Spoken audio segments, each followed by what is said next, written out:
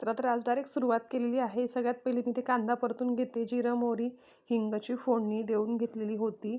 आणि मी इथे आता लसूणची चटणी देखील तयार करून घेतलेली आहे.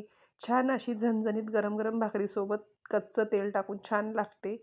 आता मी कांदा परततोय तोपर्यंत मी म्हटलं पीठ वगैरे मळून घ्यावं. कारण कांदा परतायलाही थोडा वेळच लागतो.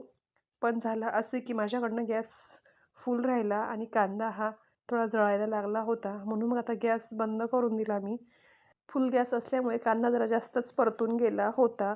तर यात मी जे लसूणची चटणी वाटलेली होती ते मी 2 चमचे टाकून घेते. ते टाकल्यानंतर व्यवस्थित मिक्स करून घेते.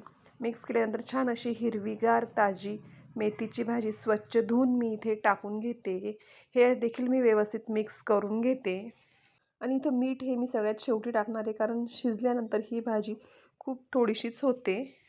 तर आपली आता इथे 70% भाजी शिजून झालेली आहे आणि इथे मी आता चवीनुसार मीठ घालते. मीठ हे मी थोडं कमीच घातलं आहे, कारण लसूणच्या चटणीत देखील मी मीठ टाकलेलं होतं. ते मी आता व्यवस्थित पुन्हा मिक्स करून घेतलं आणि इथे मी 2 चमचे शेंगदाण्याचं कूट घालते, कारण हे टाकल्यानंतर भाजीचा कडसरपणा हा कमी होतो आणि भाजी ही कडू लागत नाही. भाजीला देखील छान टेस्ट येते.